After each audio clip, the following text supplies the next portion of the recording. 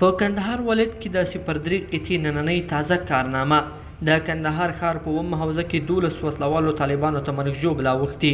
د ملي امنیت 03 قطعې ځانګړو ځواکونو تېره شپه د کندهار ولایت د اوومې حوزې په مربوطاتو کې ځمکني اچڼیز عملیات ترسره کړل چې په عملیاتو کې د ملي امنیت 03 قطعې ځانګړو ځواکونو لخوا د سپکو درنو اسلحو او هوان انداختونو ترسره شوی چې په نتیجه کې 10 وسلوال طالبان وژل شوي دي.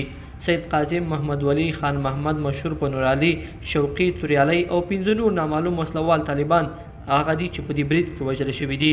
همداراز 2 نفره نامعلوم وسلوال طالبان مرګونې ټپیان شوي او یو شمېر سلاح او مهمات تخریب او له منځه تللي دي. بلخوا افغان ځواکونو پکتیکا ولایت کې هم 4 پاکستاني ترهګر وژلي. افغان ځواکونو د پکتیکا ولایت په برمل ولسوالۍ کې پر طالبانو عملیات ترسره کړي چې په پایله کې د 4 پاکستاني ترهګرو په شمول 12 تنه وژل شوي دي. ملي دفاع وزارت څخه په خپره شوې خبرپاڼه کې راغلي چې په یادو عملیاتو کې د طالبانو یو شمېر وسلې او مهمات هم له منځه وړل شوي دي. بلخوا افغان ځواکونو غزنی ولایت کې هم 10 طالبانو ته مرګ ژوبله اړولې. افغان ځواکونو د غزنی ښار اړوند 4مې امنیتي حوزې په سیمو کې پر طالبانو عملیات ترسره کړي چې په پایله کې 4 تنه وژل شوي او 6 نورې سخت ټپیان کړي دي. کورنۍ چارو وزارت څخه په خپره شوې خبرپاڼه کې راغلي چې په یادو عملیاتو کې د طالبانو یو شمېر وسلې او مهمات هم له منځه وړل شوي دي. بلخوا افغان هوایي ځواکونو هرات ولایت کې هم 6 طالبان وژلي.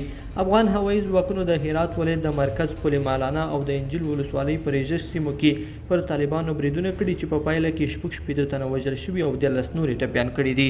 لیدونکو په دې هیله چې دا مطلب به مو تر پایه لیدلی وي. که مو دغه ویډیو خوښه شوې ویډیو لایک کړئ او چینل سبسکرایب کړئ. تر بیا ښه وخت.